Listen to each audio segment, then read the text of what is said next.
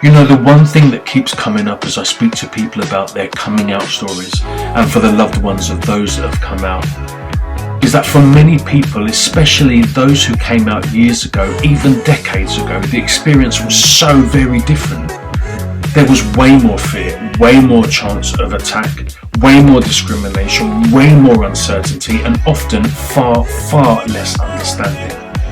And yet today, we're living in a time where the LGBTQ+ community is even more visible than ever before. There are more voices, more representation, more openness, and that is something truly powerful.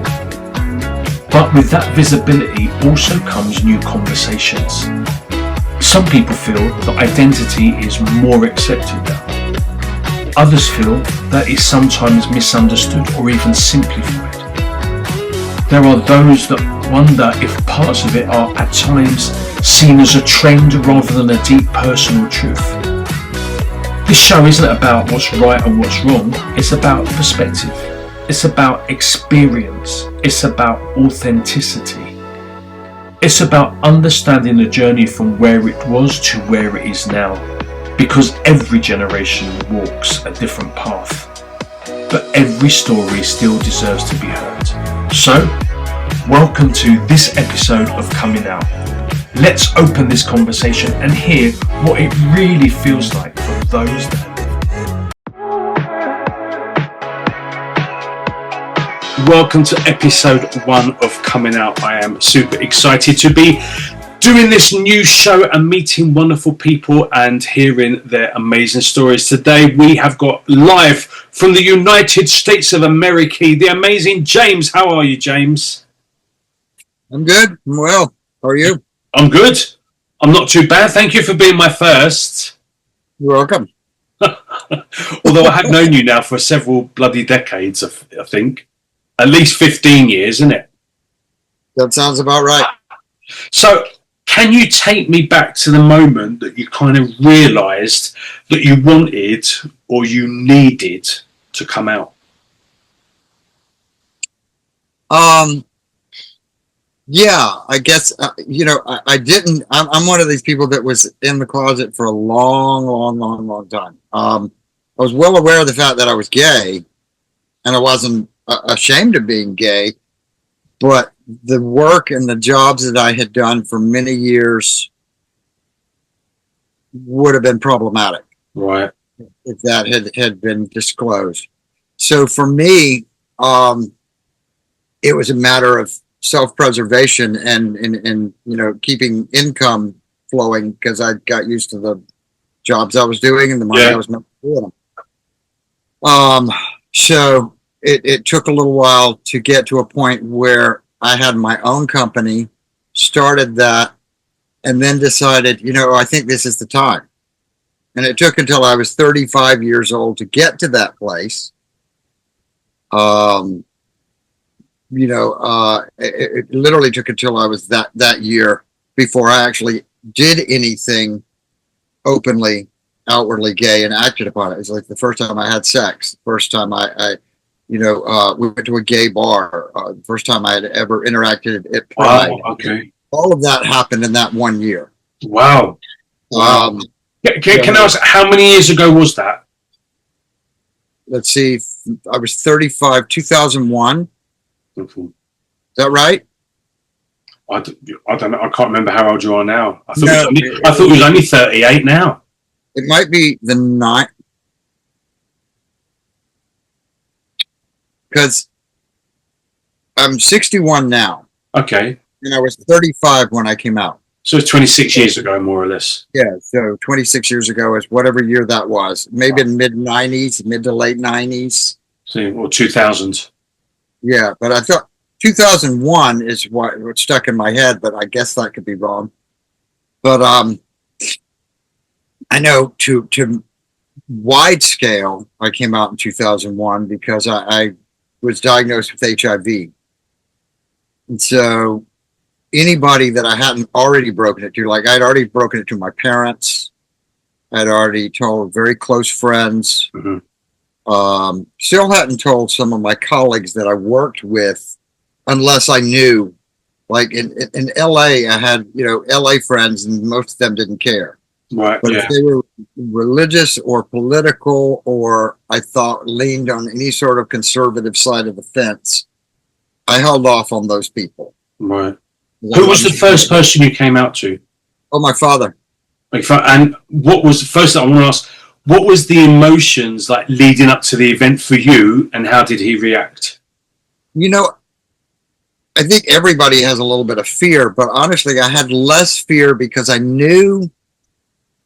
I told him almost the same time as I told my great uncle, so I'm not sure which one came first because I can't really remember. But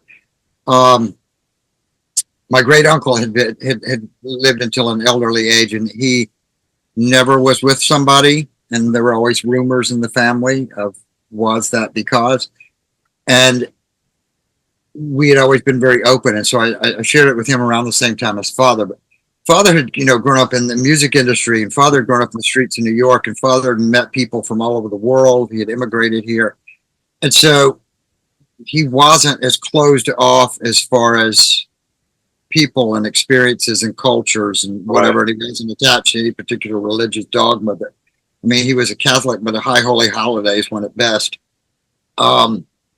And so I felt safer with him. I felt safer with my great uncle because the two of them, we had peripherally discussed gay things, shows, movies, theater, fashion, but never to the point that I point blank said, and I'm talking about me. Yeah, of course, absolutely. But so when I did, sit down, with my father and have that conversation, he's like, "Well, I sort of thought you were, but I didn't want to put any pressure on you to come out until you were comfortable."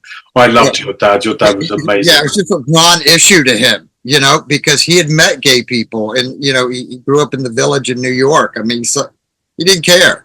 Yeah. And so to him, it was again a non-issue, and so I felt good with that. It was another year before I actually broke it to my mother, because my mother's from an old Southern family. Was she quite religious? Yes. Right. And she never fully 100% accepted it. She did accept it. I mean, if she did meet guys that I dated or had a relationship with as time went by before she died, but she was never okay with it. And literally the week she died, she was like, "I'm going to pray you better." Wow. She was going to pray the gay away. Yeah, she was going to pray the gay away and the AIDS at the same time. She was going for a 2-for-1 deal. Wow. And she didn't, she didn't hide that that's how she felt. She had decided that I'd always been very creative, and I was just trying to express myself creatively, and that's what gay was. Right, okay. She could not accept that was a thing that was a possible for her kid. Now, she had gay friends, hairdressers, theater people she knew. It was okay for them to be gay. When it's one of your own. But it was not okay for me to be gay. Yeah. Did it affect your relationship with her? Yes. In what way? Can you share that? We stayed close, but it was always like a line had been put, a barrier had been installed that had never been there before. You could just never be open as much as you wanted to be. No, because she wasn't comfortable if I talked about it. Right. If I so much as brought up, The Birdcage, a funny movie with gay characters and stuff, she'd be like, "Yeah, I don't know if I want to watch that sort of thing. Can we watch something else?" So I watch Rambo. She'd rather watch White Nights with Baryshnikov, but right. But and so did I, honestly, but for a different reason. But and she didn't get that. It's so funny. I used to tease, and I still say this when I'm talking to people that I counsel. Gay people are, smart, and straight people are fairly stupid at times, because you can be so gay in front of them sometimes, and they are oblivious. Right. Because they just have they don't get it. So you can talk about gay shows, gay movies, I've got straight family members that are like, "So what is this heated rivalry thing you posted about?" I'm like, "Oh, it's a show about 2 gay hockey players." I'm like, "Oh my God, they're gay?" And I'm like, "Yeah." but it's like, I can discuss it. I can, bring up all these things about these stuff. But anyway, it's like that. But with mother, she was not okay with that. Father, actually, he didn't care. Yeah, that was amazing. Yeah, he would call me and say, "There's this show on. It's called Will and Grace. Have you heard of it? Do you know them?" No, I don't know them, but I know of the show. Yeah. But it's so. But it to the friends that I really honestly care about, I lost no close friends. They're still my close friends. I was going to ask you that. Did you lose friends because of it? I did some, but they were like more peripheral acquaintance type people. But amazingly, many of my straight fraternity brothers from college, they're still my friends. Wow, they didn't care. Again, the more traveled you are, the more different parts of the world and cultures and people you've been exposed to, I think it's less of an issue. Right. For people that have lived in the same little spot, their entire lives, they all go to the same store, the same church, the same, everything's here. Mark Twain said that the best, I'm going to paraphrase, but the best way to defeat prejudice and bigotry is travel. Right. Because as soon as you start experiencing other people and cultures and races, religions, you start to realize everybody's the same. You just have to accept everyone's colors, right? Yeah. But whatever they are, black, white, gay, straight, male, female, we all have common goals. Yeah. And we're all just people who want to make it in the world. So that, helped. But again, the way my father and my great uncle responded was the biggest thing, because to them, they said basically the same thing that my best friend said. My best friend, who I met when I was in college, said, "Well, you still like Star Trek, right? You still like all those comic book things. You still like sci-fi things, right?" And I was like, "Yes." And they're like, "Oh, so nothing really changed, because I don't want to know what you do in the bedroom, and I want you to know what I do in the bedroom." And that was pretty much the thing, And so it's kind of how it should be, really. Yeah, and it's ironic, because some of those people I've actually gotten to go to a gay bar with me, or to help work at Pride at one of our booths. Bloody wonderful. And it's just and Father, even I got to work at our booth. I remember. Well, when I came out and done some work with your charity organisation, everyone knew and loved your dad. Yeah. I mean, he was just an amazingly supportive. I don't know what it was like before I knew him, but to me, he just came across as the most loving and caring and supportive. Oh, yeah, he loved everybody unconditionally. I mean, he always wanted to go eat with people. That was his thing. You want something to eat? I remember some good meals from my time in Atlanta. Absolutely.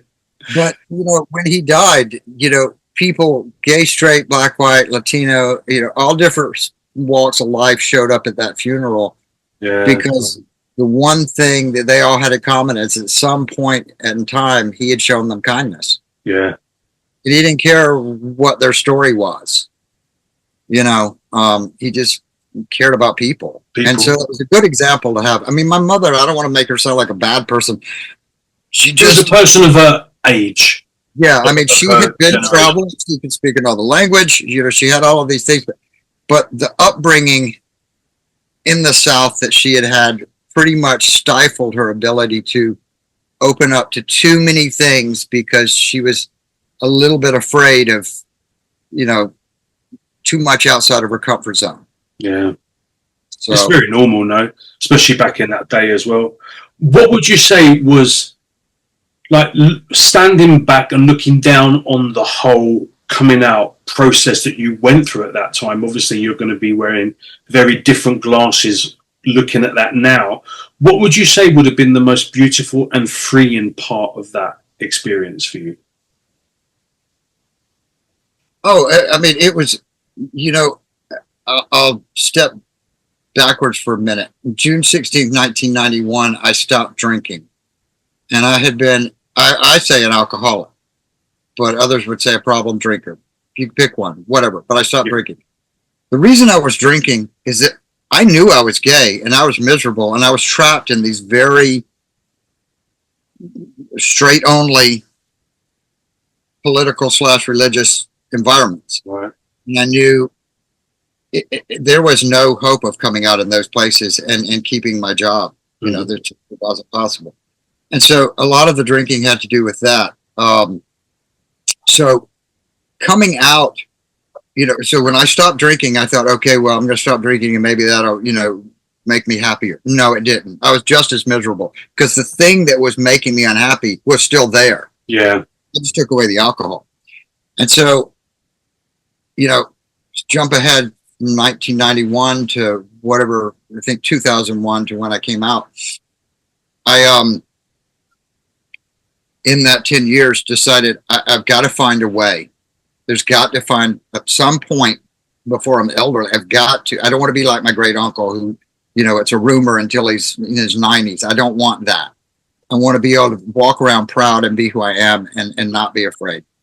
So, you know, I kept trying to find things, and I had come upon the idea that I had to start my own company. I had to be completely divorced from all these things that had been associated with, you know, my upbringing and or my business that I'd been doing. And when that happened, it was like, okay, and I'm paving the way. I'm making sure the business is a success so it doesn't crash and burn and have to go back to those places. Once it was a thriving, active business, I was like, okay, now we're there. I'm not going to be afraid anymore. I'm going to do this. And it was like a breath of fresh air because I went from, I don't want to say being afraid because I was never manic. I've never had anxiety attacks. I don't have things like that, but just being extremely guarded all the time, being very cognizant of how I moved my body, how I moved my hands, what I wore, what I didn't wear, certain settings, where I could go, where I couldn't go, blah, blah, blah. And coming out meant none of that mattered anymore. Right. I could wear whatever the hell I pleased, whenever the hell I pleased, however the hell I pleased. And I didn't care what anybody thought. And that was the most freeing, joyous thing ever.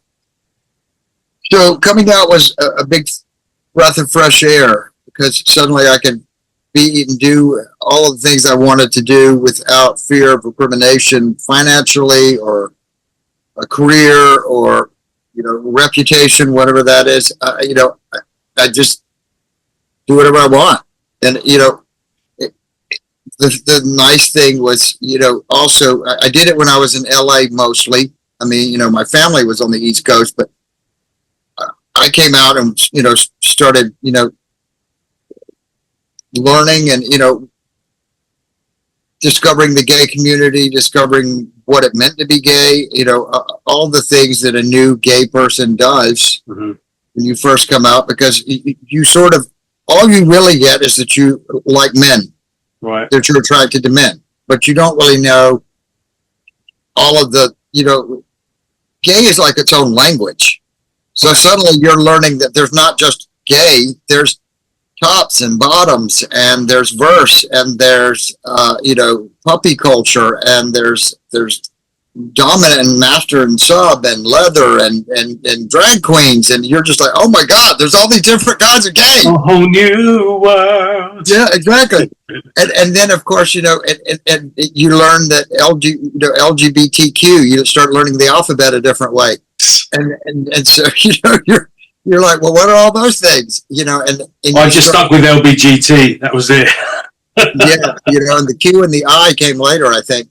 Yeah. But you know, it's like it was an upward hill curve, but I was happy to do it. You know, I also learned all the things that American history doesn't teach about gay people. You know, inventions that were done by prominent gay people. You know, things that were done that helped, you know, during wartime that were done by gay people, things that were done for the, you know, all the computer business, so many things. You know, I learned who Harvey Milk was. I learned what Stonewall was. These were things that I didn't know what any of that was. So again, it was like relearning everything about life because I didn't know what it was. But I was happy to learn because at least it helped me identify the things that I was comfortable with or not comfortable with, things I still had more to learn about. I mean, one thing I do agree constantly, I'm constantly learning anyway. I mean, I'm always, Barbara Jordan was a great stateswoman that lived here, and she said, "The day I stop learning is the day I begin to die." Right. Yeah. And I've always subscribed to that, because I find that, I will talk to older gay guys, and then I will talk to younger gay guys. I'm sort of not the typical older gay guy, because most of the people I stay plugged in with are 20 and 30. Right. I'm more plugged into what is happening in the cultural zeitgeist. I know the top TV show. I know the top films. I know the top songs on the radio. Mm-hmm. Most of the people my age don't have a clue who Chapel Roan and Orville Peck are, but I do. So, they're listening to, their Eagles and stuff from the oldies channel or whatever that is. I mean, Right. They think Madonna and Cher are the only thing that is gay. So, I like that too. Right. But I also appreciate being plugged into the world that exists right now. And part of that's my work, because when you work with HIV charities and you interact with people who are trying to educate and teach about the importance of getting testing, counseling, and treatment or PrEP and all those things, you're going to be dealing with a younger crowd anyway. Yeah. Because you're trying to educate people so they don't get HIV. Yeah. So I guess that just helps that I enjoy being plugged into all of these things. But when I first came out, it was, literally, like you said, a whole new world. Really? Do you think? Yeah, go ahead. So, obviously, there's been so much change in the last 35 years. Yeah. With regards to coming out. Do you think the increased visibility has helped to create more acceptance, or do you think it's brought more challenges? What do you think? If you had asked me that question before 2016, Mm-hmm. I would have said yes. Unequivocally, absolutely. And I'm speaking based on the United States. I can't speak on other places. Right. Yeah, no, of course, yeah, this is your experience, yeah. But with the rise of authoritarianism that came lightly stepped into in the first 4 years of the first Trump administration, everything became under threat. Marriage equality, women's rights, adoption rights for LGBT people, trans rights, military right, don't ask, don't tell, under fire.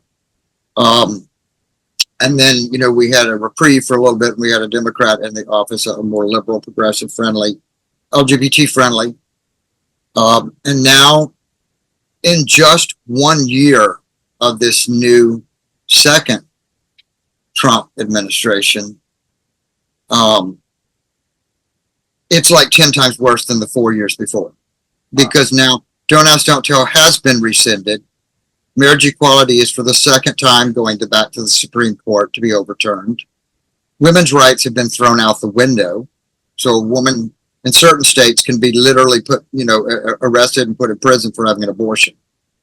IVF, which is the path to childhood for many gay couples, is no longer legal in certain states now in the United States. Right.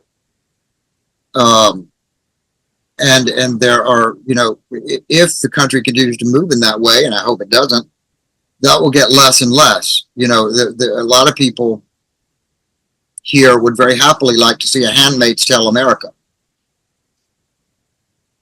There are a lot of people that don't want that, and they're fighting very hard to stop it. But to an extent, they're somewhat invisible, because there's an entire contingency of the United States that doesn't realize that anything bad is happening here. They think everything's fine. Right. And it's only within the last few weeks that they've started waking up a little bit and questioning things. But it hasn't been to the point that they're worried about gay people. They're just worried about how much they're paying at the gas pump in the grocery store. Right. So, if they have gay family members, it might touch them a little bit, but by and large, it's not. We're the only ones worried about it. Mm-hmm. And so we're speaking to our groups and but so coming out now for some kids, I would wager, is a little bit more tricky when you've got it okay. The state of Florida, for example, has a don't say gay law. So if you're a teacher in a school teaching adolescent kids, you have a gay teacher, he is legally not allowed to have a picture of his husband and child on his desk. But a straight teacher can have her husband and children on her desk. Right. So, removing us from existing, making it look like we don't exist, or if we do, it's in some negative capacity, certainly makes a kid that lives in Florida not be so safe, or Texas. Texas is much the same. It's really bizarre though, because looking back, I remember back in the 80s and the 90s. I mean, I remember the very, very first gay couple on the bloody BBC soap opera called EastEnders, and that was just like, oh my god, they wanted it taken off the air. Yeah, I know. And now, pretty much every single Netflix episode is inclusive. Yeah, and I've just been watching. So hang on to that, because that's not going to stay that way. For example, a great many conservatives have started buying up all of the streaming services, Netflix, Paramount, Warner Brothers, HBO Max. And as that happens, they are not happy with LGBT content. What they want is to see back to predominantly all white, hetero, subtly religious, Christian specific, evangelical specific people in the character roles. They're tolerant for now because they don't have absolute power, and they also recognize that these things sell. Red, white, and royal blue, Heartstoppers, Young Royals, Fellow Travelers, and then of course Heated Rivalry are blockbuster world hits. Yeah. So I mean, their one attention is always going to be on the money. Right. So if it makes them money, they don't really care. Their religion's not that powerful. They really care more about the money. But where they can, and they've already started doing this. I know, with some of these companies that do superhero things, they've been cautioned to water down or remove LGBT characters. Wow. Okay. Just get rid of those storylines, or make that character, not have any sort of identifiable sexual identity, right, so that it makes people comfortable. Right. So it's going a little bit backwards, in other words. So how do you think then, with obviously, say back in my day, when I was singing and when I was kind of coming to terms with my sexuality, there was no social media. So it literally was, there was nothing supportive for me at all back in the day. Right, right. But now, even if, God forbid, Netflix loses its inclusive kind of remit, HBO Max the same too. That's where Heated Rivalry airs. Right, but you still got social media, you still got TikTok, and you still got people being able to share their experiences. Do you think that is something that is going to be really advantageous to those that are looking to come out now, those are discovering their? Yeah, I think so. I mean, I try to encourage people to still come out if they feel, that they need to do this for their own personal welfare, and it's safe for them to do so. Yeah. And they have an environment that is encouraging and is going to be there as a support system for them, to do so. From being here when you visited, I think we mentioned to you that we have a charity here called Lost and Found. Lost and Found is literally a charity for young LGBT people who are thrown out by their families, who are made homeless. So, and they're not the only one like it. There's charities like it in LA and in New York and other big cities across the country. So that's why I say, if you're in an environment that is going to support you and going to take care of you, you're not going to wind up being homeless because you want to be your authentic, true self. Yeah. There are still, I will say this, like you were saying when you were young and you were a singer, and even when I was young and working in an industry that wasn't going to let me do, anything to come out. There is now, we see gay people. Before, we didn't see gay people. No. My only memory of a gay person in media that wasn't there for laughs and giggles was Steven on Dynasty. Oh, I can't remember. Joan Collins and Blake Carrington, John Forsythe's gay son Steven. I do remember that now, yeah. And they did not make him a bad guy. They did not fridge him and kill him for the sake of a storyline. Yeah. He did go away for a while, but when the reunion came back, he did come back. So I think he went to Mykonos on holiday. Yeah, but he never came back. So he was gone for a few years.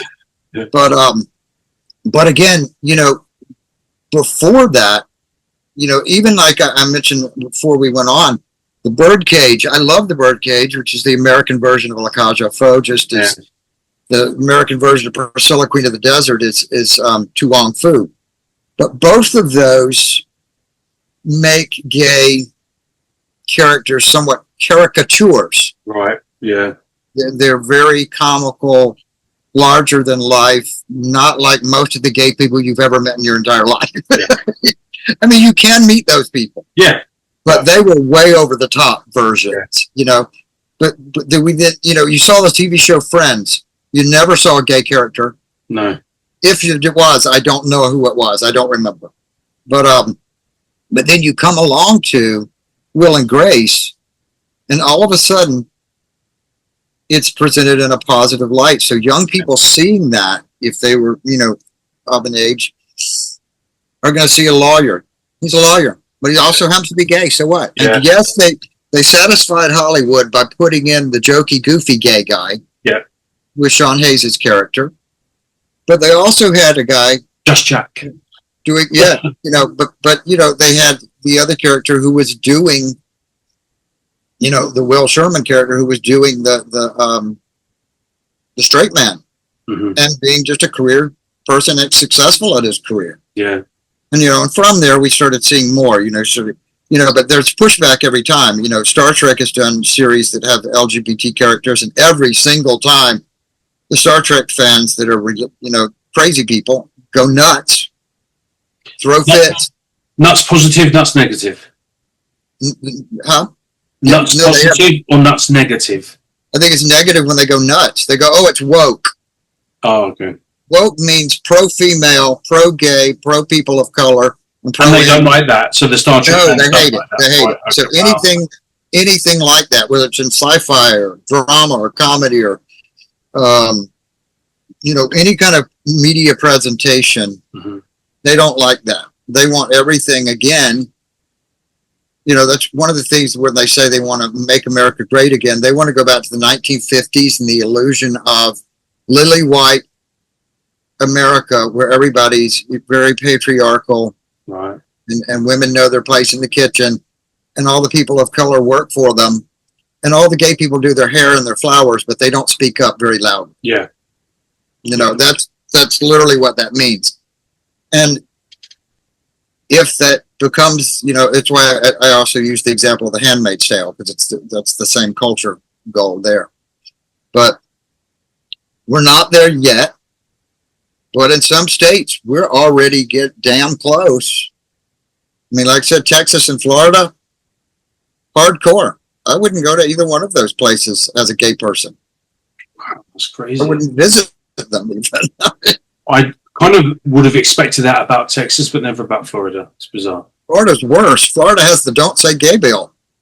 Right, okay. They had rainbow crosswalks right in front of Pulse, where they had the people killed at the nightclub when a crazy person went in and shot up the club. Wow. Okay. The governor has painted that over. What? That was a memorial to people who died. If you had to give someone advice that was coming out now, what would you tell them? I do sometimes, because when people come out, and to me more it's in the lines of them having HIV. And we're discussing the early stages of what happens when you have HIV and what to expect and blah blah blah. But that doesn't mean they've always come out. Right. They may be down low, you know, and I've had a lot of people that were, probably still are. But my advice to them is, again, like I was saying before, if you're in a setting, family, friends, job, where that's a non-issue, by all means, live your truth. You know, share with people one at a time, you know, whoever you feel comfortable with. Do those things, because you've got but if you live in a heavily religious and or Republican,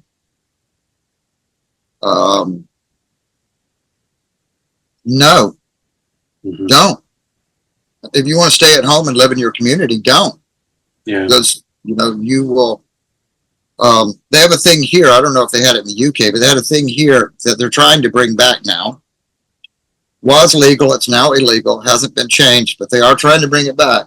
It's called conversion therapy. Oh, I've heard. No, I don't think, as far as I'm aware, I've not heard of it in. Okay. Well, here, you can legally take your child, male or female, who wants to come out, and they will put them through shock therapy, water torture, all sorts of things in order to literally force them to be so afraid to ever come out again. So do you think, brainwash them? do you think then things like social media is actually almost detrimental on some levels, because it makes it, I mean, you see like kids, you know, 7 and 8, 9 years old being as, you know, camper than anything I've seen on top of a Christmas tree. And, you know, like almost becoming like beauty pageant queens, but boys, and being able to express this because they think, they're going through changes and they're obviously realizing their difference without the awareness of who they are at such a young age. But also because it's also semi-trendy, but that could actually get them in shitloads of trouble, no? Yeah. I mean, I would tell you this, there was a case here, and it's now in social media. There's a video of it with the judge talking to the father and the son. The father literally was going to force his son into a conversion therapy to make him straight, whatever that meant, whatever torture it took. And the kid, you know, got legal representation and was able to get himself into a courtroom and a judge to hear the case. And the judge shut it down and go, oh, no. Wow. And fortunately, that was not in Florida or Texas. This kid wouldn't have even made it to the court if it was Florida or Texas. But because it was not in one of those states, that kid wound up, you know, having to go live with family and friends that were not so hateful. But, you know, that was a real thing. So if you've got, I don't know if that answered your question completely, but. It is, because I mean, like, you've got something that's addictive like TikTok that's saying it's okay, be who you want to be. Right. But then you've also got your family saying, I'm going to get you electric shock therapy if you put one bloody feather in your bloody air, mate. Right. You know, so it's kind of like, I don't know, it's as freeing as it is on some level, it's having us. I mean, it's really scary that someone can think, oh, I'm accepted. Look, so many people on TikTok are, you know, dancing around and doing, you know, kind of really gay routines and everything's great. Right. And then my dad, who's, you know, he works on the timber yard and he's going to actually get me in, you know, it's really. I mean, I have friends that when I worked for, you know, the religious right, who I knew, they knew, both of us were gay, but they didn't dare come out any more than I did. Mm-hmm. And many of them have come out now, because during the time of more progressive laws and acceptance and media, they did. But every one of them had to separate themselves from their family. Wow. So they lost their family in exchange for freedom. And that's a sad reality of the LGBT community. Most of the people I counsel have a tolerant, at best, family. Every now and then there are some that, you know, don't care. Right. But I will tell you, you know, whether it's some of my P2E people, and I won't name names because that's their business to talk about their issue, their lives. But but many of them, you know, have either been open or have shared with me, you know, no, their family's not okay. You know, Do you think families are? I mean, obviously, with some of the youngsters that you talk to now, are their families more accepting, or is it pretty much the same? I mean, it sounds to me like, you know, we probably had a period where it was kind of, it was cool, it was easier, it was almost going into trendy, and now it's almost reverting back to yes, because even worse than it was. this whole authoritarian Christo-fascist thing has come along, and you know, and I don't use those words lightly. It's not just for sake of shock value or rhetoric. Those are really things that are happening. There's an entire doctrine that they put into place, and they've accomplished 47% of it, and it's called Project 2025. It's created by an organization called the Heritage Foundation. The Heritage Foundation is an incredibly hardcore, evangelical, religious, right-wing, largely Pentecostal organization that wants all of this change. Right. And with the help of great many billionaires, like the Ellisons who are buying up networks and streaming services, and many of the current president's, you know, cabinet, they're changing the narrative from it's okay to be open and free and be who you are, you know, to no, it's not. Being woke or aware or, you know, of what's happening in the world is not okay. Mm-hmm. You know, they want everyone back in the closet, and they want everybody that's not out to stay in. And if they need to, get them converted to being straight. So it is a little bit scary for right now. I mean, you know, we don't know. I don't know if that can change. You know, I keep thinking things can get better, but each week, literally of last year and into this one, each week and each it gets worse. Laws happen. It's one step forward and then about 23 back, kind of thing. Huh? It's like one step forward and about 23 back. Absolutely. I mean, you know, at this point, it is it's a thing, you know, and because now we're also combating the stuff, you know, with all of this ICE stuff. They're not just limiting it to people that they claim are here illegally or that they're, you know, trying to get out. In the beginning, they were saying every single person who was here illegally was a bad person and a rapist, a drug dealer, or, you know, some sort of terrorist. We know that's not true now. Well, now they're going after people who are media influencers who are speaking up on behalf of people that are being mistreated. Wow. Beaten in the streets, shot 10 times in the face.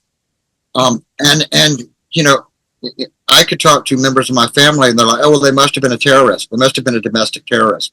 I'm like, this is madness you people subscribe to. Yeah.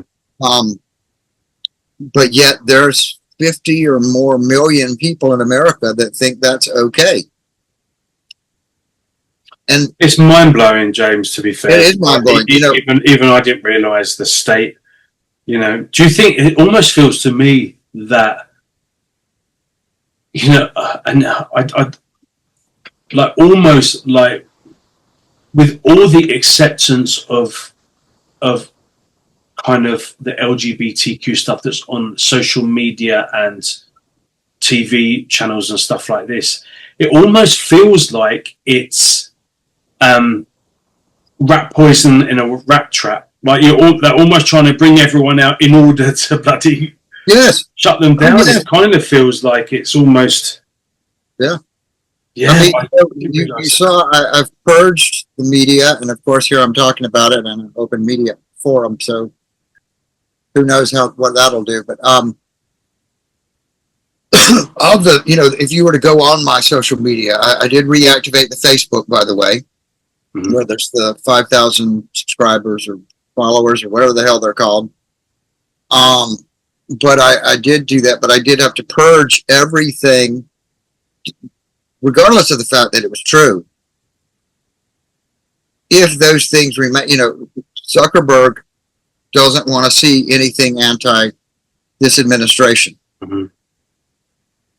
He, like the current president, don't have any religion whatsoever, but they're happy to go along with this whole evangelical, you know, thing, because it's getting them votes and it's making their message spread. So they don't care, but it's working for them. If it didn't, I guarantee you they'd drop it like a hot potato. But right now, they're using it. So all of those things are purged and cleared out so that I can hopefully maybe, do this show.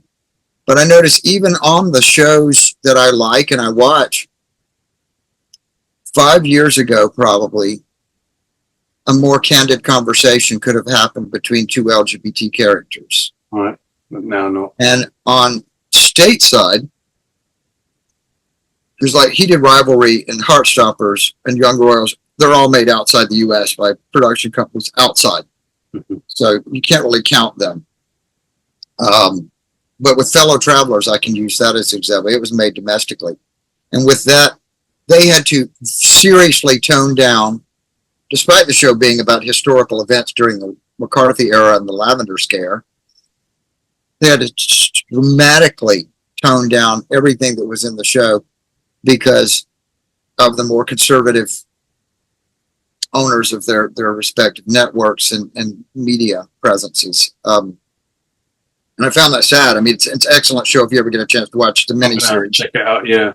But because it is based on real people and real history and what have you. So I can only hope that there are people that continue to try to push it's always artists that try to push the envelope in every crisis in the world, I think, forever. Mm-hmm. I mean, whether it was Shakespeare using tongue-in-cheek humor to smack around royals, yeah, or people that thought they were a little better than others, but he would write it cleverly, so it was sort of masked, and they didn't quite realize that they were talking about you, when that can happen, it works well. I mean, during the Nixon administration, we had All in the Family, and Norman Lear wrote that, and it is easily mocking that sort of mindset. Right. And yet it became this nationwide hit, and everybody just loved Archie Bunker, but oblivious to the fact that he was literally mocking racist and homophobes and xenophobes and people that treated women less. So again, in the context of the way it's presented, it can be fine. I still think there's good examples for young people who are coming to the age that they're comfortable and want to come out. Mm-hmm. But I always encourage them to find someone safe to come out to, someone that is not going to, put it on blast. Mm-hmm. One of the things you see so often in this world, and this is something you and I also didn't deal with, is with the TikTok, Insta, Facebook, yada, yada environment, I would hate to think that a kid could tell their friend and their friend goes on TikTok or Insta and starts telling people. Yeah. Yeah.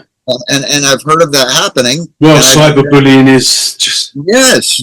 Obviously, there was no cyber nothing back in my day. Right. The bullying was bad enough anyway. Yeah. I can't even imagine what it would be like for cyber. But imagine if you've got, because the psychology of so many of these sites, whether it's TikTok or whether it's Insta or whatever, how many followers do you have or friends or whatever they call them?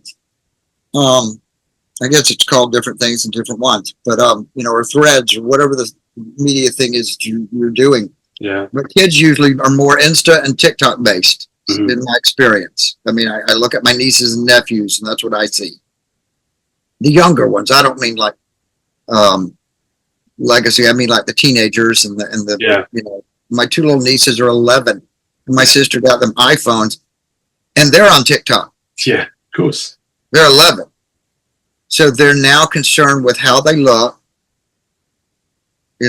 what they're doing with their hair, their cosmetics, whether they're getting too fat or not. All these messages are hitting these little kids, from an earlier and earlier age. And I have to question how healthy that is. So if you've got a kid that's already feeling different because they know they like Barbies, not the Army doll or, the truck or whatever. And they like to sing and they like to dance and they like to wear, pretty clothes. It's got to be a little bit of a challenge, I think, for some of those kids, unless, again, there's a safe outlet family member, a friend, someone in their orbit that is going to protect the sanctity of that very precious thing of their truth. Because for each one of us, whether we had a supportive family or not, that thing is the most important. You know, it's not that gay is our identity. That's not what I'm saying. But that aspect of who we are is very special. Yeah. Because it is part of what makes us unique. Yeah. It's part of what makes us not just a cookie cutter of the rest of the world. We are, in fact, different. And again, as we talked way earlier, you know, all the different flavors of gay. Some of us want to do drag. Some of us don't ever want to wear a dress, and that's okay. Some are into more leather stuff. Some are, you know, so there's all the different flavors of the rainbow, and they're all okay. But within the context of the rainbow, because, you know, I can tell you now, you know, still at Pride every year, there's people protesting at every entrance. Okay, imagine. You know, I mean, you know, because we have one of the largest prides in the country. So, you know, you see it, you know, and in the last few years, that crowd has gotten bigger and more threatening. Wow. So, you know, if we can stem the tide and turn things backwards, then that may be a non-thing. Do it, yeah. You know, Mate, but the last question I want to ask you is, what is your hope for the future of the LGBTQIA plus community? I hope that, you know, as we saw, what was it, Erdogan, is that his name, in Turkey, was overthrown this week. And an LGBT-friendly leader has replaced him. Okay. As we see leaders in different parts of the world embrace diversity, not just gender diversity, but racial and religious, and, you know, we see more openness. That's the future I want to continue to build towards. That's the future I want to see people live in, so that everybody's welcome. If you want to be heavily religious, be that. Yeah. If you want to, you know, do that, but don't do it to the oppression of others. Right. Yeah. But similarly, if you want to come out, I want you to shine like a diamond. I want you to be able to do whatever that means, or what that looks like to you, whether that is being, you know, Mr. Leather America, or whether that means, you know, RuPaul's Drag Race. I don't care. Yeah. You know, but that unhinged, unfettered freedom to move forward into yourself and to find greater and greater ways to express yourself in your true being. Because, you know, that's the most powerful thing that anybody can do. Absolutely. You know, it's like if you're a painter and you tell the painter, you can do everything, but you can't paint. Yeah. Yeah. You're taking away this core piece of their being and their identity. Completely. Yeah. You know, and so it is on a very deep level, because not everybody is a painter. It is unique. Well, you know, gay people make up, I think I read the last figure, was 15% of the world. You know, we're not 50, we're not 60, you know, we're 15. We're this small percentage, whether you're in the UK, whether you're in the Middle East, whether you're in, you know, anywhere in the world. So anybody that is hurting is everybody that is hurting. But anybody we can help is somebody else that gets an open arm and a hug to say, yeah, it's okay that you're gay.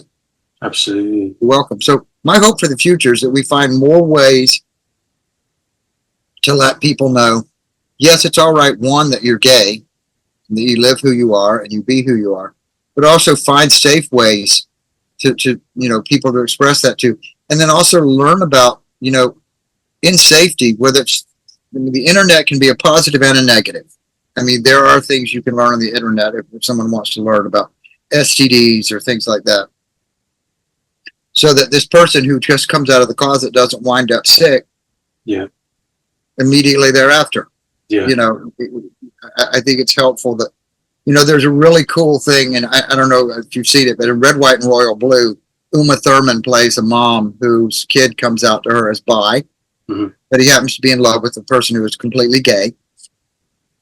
And he, you know, when he tells her, she's like, oh, wow, I'm sorry, I didn't, you know, think about that, and I didn't give you the talk. But And he was like, oh, well, I know about the birds and the bees. She goes, no, not that talk. The talk about STDs, All right. you know, using enough lube, having condoms, knowing, you know, to get tested, you know, if you're sexually active. These are things that young people don't, this is not programmed in schools because they're not taught this in schools. Yeah, exactly. So for some of us in the older generation, it's something that I feel is an important part that we have to offer as, as an education tool, whether it's just us telling them that and encouraging them to go have these things done, or whether it's we're actually doing it and, you know, working for an organization that can help do testing and counseling for all different STDs. But, you know, I sometimes see older gays, and I'm not throwing a rock at all, just some that want to go, well, we already fought for Stonewall, so we're done. We've done our bit. And I'm like, but it's not over. You know, we still have, you know, such a small voice. And as young people are coming along, part of the reason the young gays don't want to have anything to do with the old gays is because they think the old gays don't care. And there's a little bit of truth to that. Right. You know? So it's important to us to also kind of meet them in the middle. Yeah. And Be be willing supportive to our community. Yeah. Yeah. There's so many good things we can do. I mean, being true to yourself is a beginning that is great. Yeah. It's finding your essence Go of that, further. right? Yeah. Authenticity. It's like your music. You touch people with music in a way that most people can't. Just like a painting or sculpture. Music does the same thing. Yeah. And so if people have the ability to share information, may not be as colorful and pretty and whatever, but it's still useful. As essential, yeah, completely. Yes. And for that young person who's coming out and is maybe going to experiment, is maybe going to learn about, you know, their first sexual experience, knowing what it means to get tested, knowing where to get tested, what diseases to look out for, you know, because in different parts of the country, different parts of each country, wherever you are in the world, there are hotspots of different things. Yeah.